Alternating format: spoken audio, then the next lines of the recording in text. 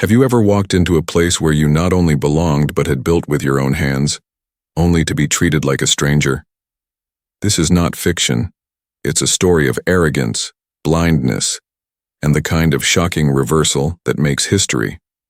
It began on a quiet weekday afternoon at Summit National Bank's grand flagship branch in the heart of downtown Philadelphia. The building itself looked like a monument. Polished white stone walls, tall glass windows, and chandeliers glittering above floors of black marble. Customers spoke in hushed tones as if the wealth around them demanded silence. Through the heavy doors walked Dr. Maya Carter, a woman in her early 40s. She carried herself with calm authority, dressed in a perfectly tailored navy suit and modest heels. In her hand was a slim leather briefcase, embossed with her initials. Everything about her presence spoke of purpose. But the eyes that turned to look at her saw something else. Some saw only her skin color. Others saw a woman they believed didn't belong. At the premium banking counter, a teller named Lena Brooks raised her head. Her smile was thin and her voice sharp. "Regular banking is over there," she said, pointing toward a line where people waited in the standard service queue. Maya's tone was measured. "I need access to executive banking services." Lena's brows arched high. "Do you have an appointment?" she asked. Her words clipped like she was already convinced of the answer.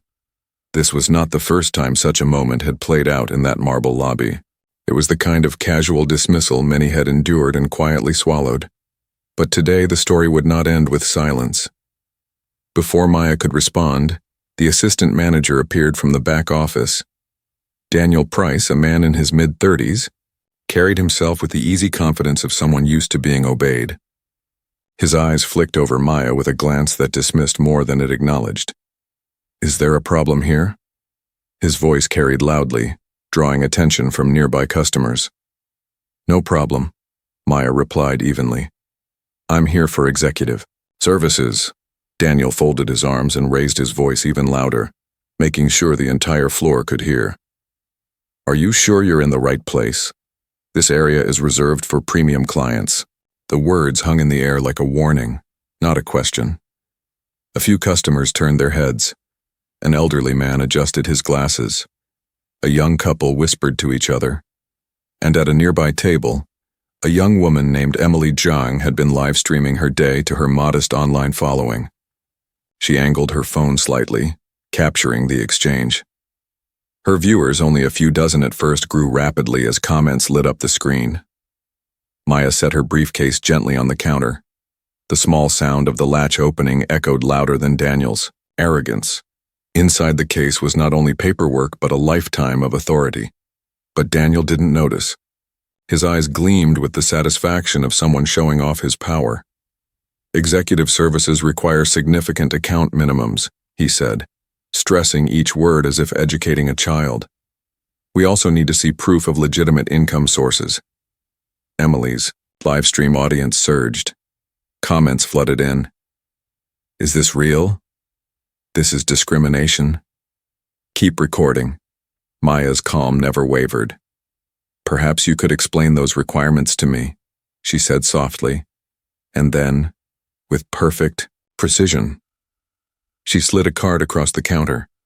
It was not a credit card. It was not a driver's license. It was a card that bore a title Daniel had never imagined he would see. But instead of reading it, Daniel waved it off, his voice rising for the crowd. "If you can't show us documentation, you'll need to leave." The customers shifted uncomfortably. The tension in the room grew thicker. What Daniel didn't know was that the storm he had just provoked would not only upend his career, but shake the foundation of the entire bank. Because Maya Carter was not just a customer. She was the CEO, and her patience was running out. Daniel Price leaned in closer, lowering his voice only slightly, but his words still carried across the marble floor. "You have 5 minutes. If you can't prove who you are and show where your money comes from, you'll need to leave." Maya's calm face gave nothing away, but inside the tension coiled like steel. She glanced at her phone. Multiple missed calls. General counsel, chief of staff, board secretary. Her people knew something was brewing. The air shifted again when another figure arrived. Patricia Hale, the regional manager, sharp-eyed and brisk, stepped beside Daniel. She had already been briefed. "What seems to be the issue?" she asked, though her tone said she believed she already knew. "This woman is demanding executive services without credentials," Daniel announced, puffing up with authority. "I'm explaining the requirements." Patricia nodded approvingly. "We must be vigilant. Regulators are strict." Emily Zhang's live stream had grown from a trickle to a flood. Hundreds of viewers were now commenting furiously. "This is blatant discrimination." "Someone call the news. She's too calm. She knows something." Maya reached into her wallet and placed her identification on the counter. The light caught a platinum card before she slid out her driver's license. "Here is my ID," she said evenly. Patricia glanced at it but dismissed it almost instantly. "We'll also require proof of funds, employment verification, and a full explanation of your business with Summit Bank." The briefcase at Maya's side bore a parking pass, VIP executive garage reserved only for top leadership, but neither Patricia nor Daniel noticed. They were too wrapped in their performance. The crowd inside the bank thickened, drawn by the spectacle. Some looked uneasy, others seemed entertained. Emily's stream was surging past 1,000 live viewers, spreading faster with each share. An older woman, seated nearby with quiet dignity, finally spoke. Mrs. Langston, a lifelong customer who had banked there for over 40 years, leaned forward with a voice steady as iron. "Perhaps you should check your records before you humiliate yourselves further," she said, her gaze fixed on Daniel. He ignored her. His focus was on Maya. "Ma'am, this is your last chance. 5 minutes or security will escort you out." Maya's phone buzzed. She typed a single coded message, 3 words that would turn the tide. Her eyes lifted to Daniel, and her voice stayed calm, even gentle. 5 minutes, she repeated. "That will be enough." The live stream chat exploded. "Who is this woman?" "She's not scared at all. They're about to regret this." What no one in that marble lobby understood, at least not yet, was that the countdown Daniel had started was not leading Maya toward defeat. It was leading him, and everyone supporting him, toward an unforgettable reckoning. The marble lobby seemed to hold its breath. Daniel Price crossed his arms, smirking as though he had already won. Patricia Hale stood at his side, her approval bolstering his arrogance. Security guards edged closer to the exits, waiting for the order. Maya Carter did not move. She stood with perfect posture, her briefcase steady on the counter, her breathing calm. To the crowd, it almost looked as if she was carved from stone. But inside, every second counted. Her coded message had already been received. Reinforcements were on their way. Emily Zhang's live stream exploded with comments. "She's got something up her sleeve. Why is she so calm?" This is about to flip. The number of viewers shot past 2,000. Journalists were already sharing the link. Mrs. Langston rose from her chair, her cane tapping against the marble, her eyes locked on Daniel. "Young man," she said firmly, "you're making a grave mistake. That woman has more authority in her hand than you will ever know." Daniel gave a short laugh, dismissive and sharp. "Ma'am, with all respect, this is a private banking matter. Please do not interfere." But before his words could settle, the main monitor above the counter flickered to life. A live feed appeared, and the face of Robert Kane, the district director, filled the screen. His tone was stern. "What's the situation?" Patricia answered quickly. "Individual requesting executive services without proper documentation. She's refusing to comply." "Then follow protocol," Kane replied, his voice booming across the lobby. "Remove her if necessary. We can't risk suspicious activity in executive banking." Gasps rippled through the customers. Emily's live stream surged to over 3,000 viewers. Comments raced faster than eyes could follow. "They're really doing this?" "She's not suspicious. She's composed. Wait, what's in that briefcase?" Maya reached into her case once more. This time she pulled out a slim black tablet. With a single tap, the device lit up, displaying the secure executive portal of Summit National Bank. Figures, charts, and sensitive data glowed on the screen. Her voice was quiet, but it carried. "Mr. Price," she said, eyes never leaving his, "I suggest you take a closer look." Daniel frowned, leaning forward. His expression shifted from irritation to confusion, then to dawning horror. The dashboard clearly displayed her authenticated credentials. At the top of the screen, in bold letters, it read, "Maya Carter, Chief Executive Officer." The silence that followed was suffocating. The crowd froze. The guards stopped in their tracks. Patricia's lips parted, but no words came. Emily's stream rocketed past 4,000 live viewers. The comments went wild. "She's the CEO. Oh my God, they're finished. I'm recording this. History is happening." And then, through the revolving doors, 3 figures strode in. Dark suits, sharp eyes, and the aura of authority. At the front was Ellen Torres, Maya's chief of staff. Beside her walked Maria Delgado, general counsel, and James Wright, head of compliance. They weren't just there to defend Maya. They were there to transform the entire situation into a reckoning no one in that bank would ever forget. And at that moment, Daniel Price realized that the 5 minutes he had granted her had not been for her downfall. They had been for his. Ellen Torres's voice cut through the thick silence like a blade. "Dr. Carter, my apologies for the delay. The executive session has been rescheduled. The board is waiting upstairs." The marble lobby froze. Every eye turned toward the 3 figures who had just entered, their presence shifting the atmosphere entirely. Maria Delgado, the general counsel, carried a tablet already recording details. James Wright, head of compliance, had his eyes scanning the staff like a man cataloging evidence. They were not here to request answers. They were here to demand accountability. Patricia Hale, suddenly pale, stammered, "This must be some misunderstanding." "Is it?" Ellen's voice was icy. "Because from where I stand it looks like humiliation played out in front of staff, customers, and a live broadcast now trending online." Emily Zhang's live stream surged again. Over 6,000 viewers now watched history unfold in real time. The comments were brutal. "This bank is finished. They kicked out their own CEO. I can't believe this is happening live." Daniel Price swallowed hard, his smirk gone. He tried to gather his composure. I had no idea."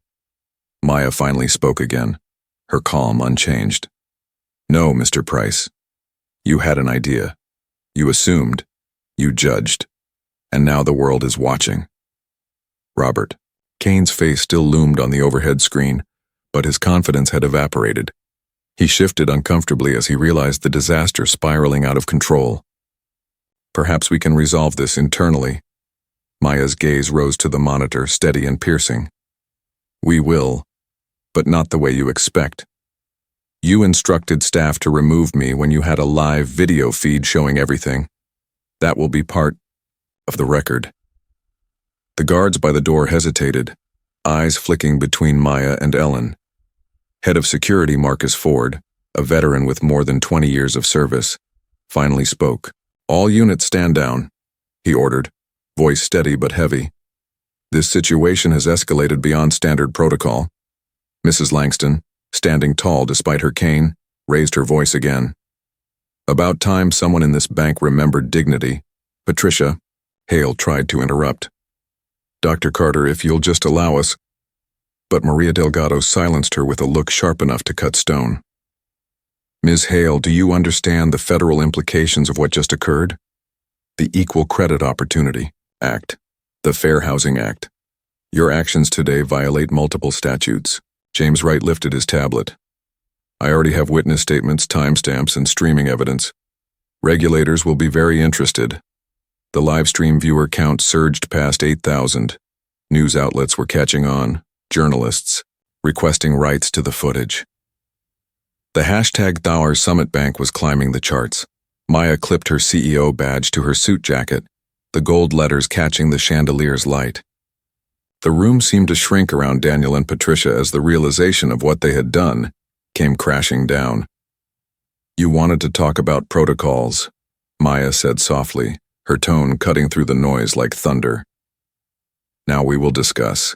Every single one upstairs with the board." Daniel Price felt his legs weaken. Patricia Hale's face had drained of color. Robert Kane looked as though he had aged 10 years in minutes. The 5 minutes Daniel had given her had expired, and in their place stood judgment, consequences, and the beginning of a storm none of them could stop. The executive conference room at Summit National Bank was heavy with silence when the board assembled. A dozen members sat around a polished oak table, their expressions caught somewhere between fear and disbelief. The events in the lobby had already reached them, some through hurried whispers, others through phones buzzing with news alerts. Dr. Maya Carter entered the room with Ellen Torres, Maria Delgado, and James Wright at her side. Behind them walked Daniel Price and Patricia, Hale, their faces pale as ash. Head of security.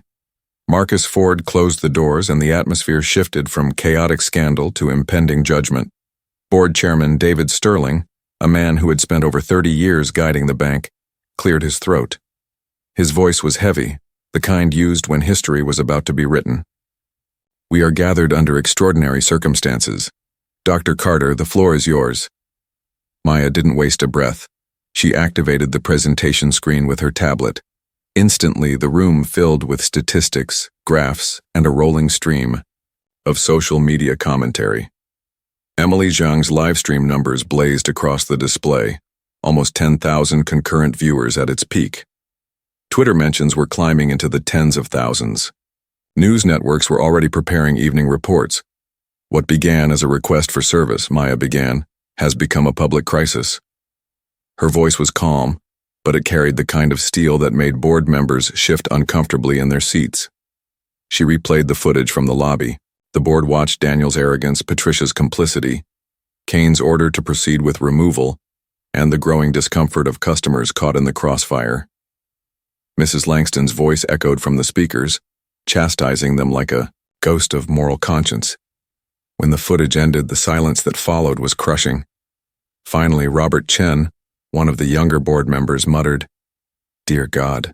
Maria Delgado stepped forward, her legal breakdown precise and merciless. "We have documented violations of federal civil rights law, the Fair Housing Act, the Equal Credit Opportunity Act, the Community Reinvestment Act. Penalties range from crippling fines to loss of our banking charter." James Wright followed, his data just as devastating. "In the last 6 months, complaints of discriminatory treatment have increased nearly 50%. Average service time for white customers is 4 minutes. For black customers, nearly 13. Documentation requests disproportionately target minority clients. This is not an isolated incident, it is a culture." The weight of his words pressed against every person in the room. Even those who had tried to deny what they saw could not argue against numbers carved in data. Board member Lisa Martinez leaned forward. "What are our options?" Maya advanced the slides. Option 1, minimize and cover. Terminate staff, settle lawsuits quietly, hope the story dies down. Option 2, partial reform. Public apology, sensitivity training, minor adjustments. Enough to quiet outrage for a few months. Her voice sharpened. Option 3, full transformation. Comprehensive overhaul of policies, independent audits, binding accountability, community reinvestment at levels this bank has never seen. Expensive, disruptive, but the only path to survival with integrity intact. David Sterling rubbed his temples. "And the cost?" CFO Ronald Park spoke up. "Option 3 will cost millions in the short term, but lawsuits could cost tens of millions more. Public trust lost could cost us everything." The room turned toward Maya. Her eyes swept across the board. "Gentlemen, ladies, this is not just about money. It is about who we are. Summit Bank will either lead the industry into a new era, or it will collapse under the weight of its own prejudice." Her words landed like a gavel. The decision before them was no longer about saving face, it was about saving the soul of the institution. And in that room, with silence pressing like a storm, every board member knew the vote they cast would shape Not just the future of the bank, but their own legacies. The vote was taken in silence. One by one, hands rose around the table. Full transformation. No dissent, no half measures. The decision landed with the weight of finality, and the room exhaled for the first time since the doors had closed. Maya turned to face Daniel Price and Patricia Hale. Her voice stayed even. Accountability begins now. Daniel swallowed hard. He looked numb. Patricia stared at the table and said nothing. Robert Kane appeared on the screen again, but the board chairman cut the feed with a single command. The message was clear. The old chain of command had ended. Ellen Torres laid out an action plan with the speed of a field commander. Independent bias audits starting immediately. A permanent equity office reporting directly to the CEO. Customer service advocates stationed in every branch. All employee evaluations tied to respect metrics and complaint reductions. Training that was not a slideshow, but a change in culture, tracked and measured. James Wright added the numbers that would make the plan real. Daily dashboards, branch-by-branch scorecards, transparent reports shared with the public. No one would hide behind vague promises again. Maria Delgado prepared letters for regulators and community partners that night, not apologies written by a committee, commitments signed by leadership and backed by policy. She also delivered the hardest news in the room. Termination recommendations for Patricia and Robert. Corrective action for Daniel, contingent on a long road of learning and service. The board approved each motion without delay. It was not vengeance. It was alignment. By morning, the marble lobby in Philadelphia did not look different. Yet everything inside it had changed. People noticed it in small ways first. The way a greeter asked how they could help without glancing at a suit or shoes. The way a teller lowered their voice when discussing a customer's details. The way security watched for safety without shadowing certain customers like suspects. The building still gleamed with wealth, but the air felt lighter, as if dignity itself had opened the doors. Maya stood near the premium counter where the conflict had begun. She met the eyes of staff who had watched, doubted, or stayed silent. She did not raise her voice. She did not humiliate anyone in return. She thanked the ones who had shown quiet courage. She gave clear direction to those who needed it. Leadership is not thunder. It is a steady wind that changes a ship's course and keeps it there. Mrs. Langston arrived with her cane tapping a firm rhythm, and staff stepped aside with genuine respect. Maya took her hand and smiled. Your words mattered. The older woman nodded. Then make the change hold. She did not need to say more. Emily Jiang returned, no longer just an observer. She asked careful questions about policy, not gossip. She listened to customers who had stories of small harms and long patience. Her posts focused on progress with the same intensity that had exposed the failure. She refused to let the world move on before the work took root. Her audience grew because truth draws people who are tired of noise. Marcus Ford rewrote security, protocols from the ground up. He trained his team to see posture, not prejudice. Behavior, not biography. He added de-escalation steps that made confrontations rare and brief. He taught listening as an officer's first tool. When a younger guard asked why it mattered, Marcus answered without hesitation. Because safety without respect is control, not protection. We do protection here. The first week brought numbers that stung and then encouraged. Service times leveled across every demographic. Documentation demands dropped sharply for everyone. Complaints fell each day. Compliments rose. Some customers returned after years away because they heard something had changed and wanted to be part of it. Others stayed because the promise matched their experience for the first time. Community partners felt the shift. A new lending program launched for small businesses that had been told to wait for years. Financial literacy workshops filled up in neighborhoods the bank had ignored. An advisory council met with Maya and the board every month and spoke freely. They did not flatter. They measured. They insisted. The bank listened. Daniel reported to a training center on the other side of the city. No title on his door. No staff to manage. For the first time in a long time, he was the one learning, not lecturing. He sat in rooms where people told the truth about how they had been treated. He wrote down their words. He did not speak unless asked. He volunteered at weekend clinics where families opened accounts and asked questions without fear of being judged. He went home tired and quiet, and a little less blind each day. Change is not a speech. It is a life you start to live. Patricia declined the program and left the bank. Robert stepped out of his role and faced a professional end he had helped right. Choices have arcs. Some bend toward repair, others into silence. Regulators arrived with serious faces and left with a different expression, not smiles, respect.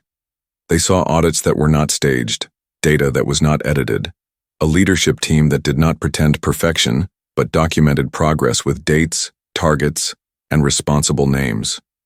Warnings turned into guidance. Guidance turned into a model other banks began to request. The story traveled beyond Philadelphia. Conferences asked for the playbook. Universities requested case studies. Industry groups invited Maya to speak, not because she had escaped a scandal, but because she had chosen a harder path when the easier one was right there. She told them the truth they did not expect. Courage is not loud. Courage is consistent. Months later, the lobby hosted something it had never seen. A public forum where customers spoke into a microphone and told leaders how the bank made them feel. Some voices shook, some were steady. Maya sat and took notes. She asked questions that did not defend, only clarified. When a teenager said he had never trusted banks, she did not promise the world. She promised a first step and named the date it would be taken. He believed her because she had learned to never make a promise without a plan. The transformation reached beyond numbers and policies.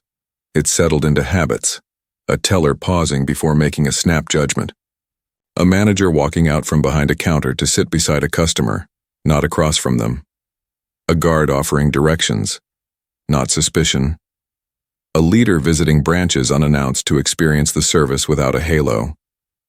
The bank did not become perfect.